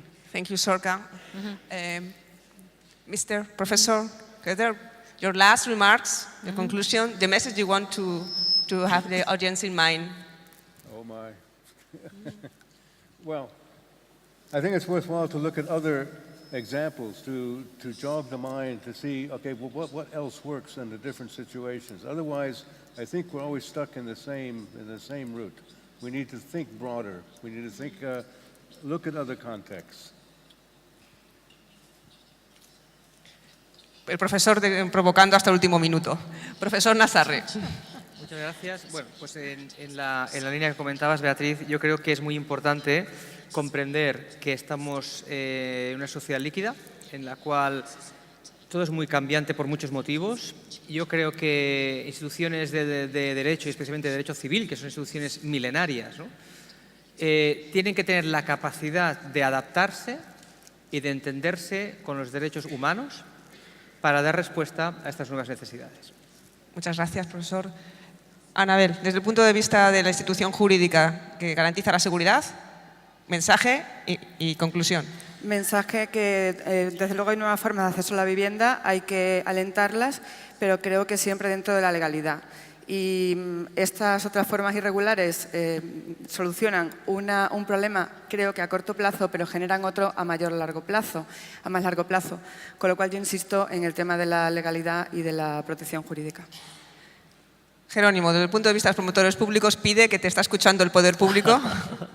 Pues yo dos cosas. En cuanto a la innovación constructiva, hacer también especial énfasis en la eficiencia energética.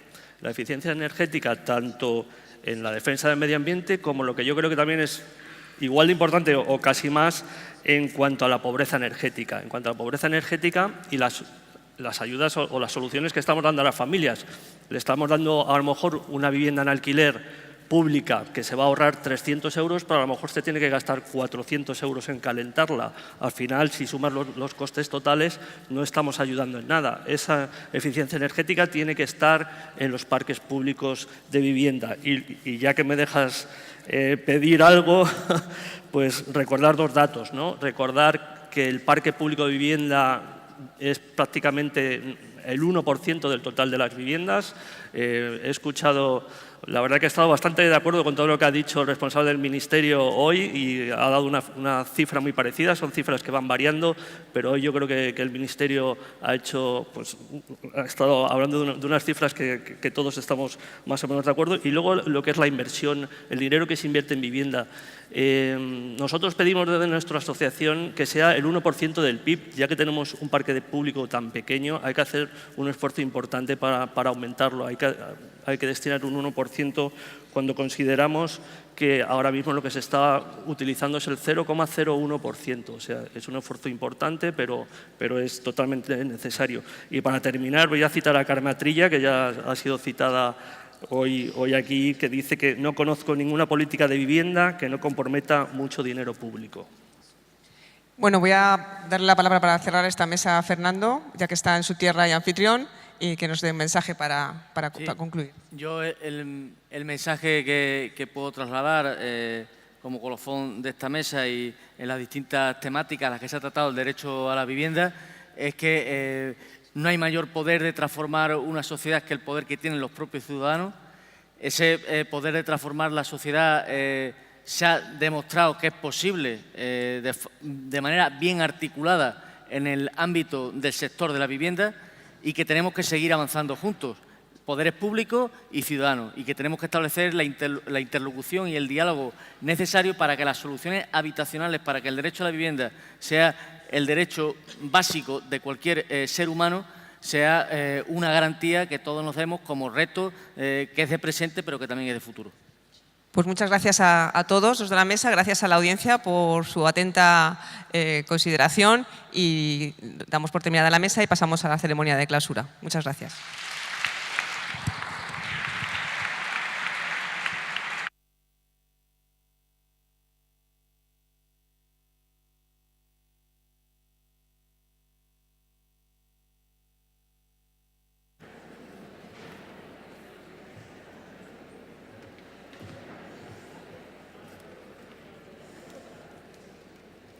Muchas gracias por la participación en esta mesa, como las demás también han sido muy inspiradoras todo lo que hemos escuchado. Y ahora, bueno, la foto de familia de esta mesa.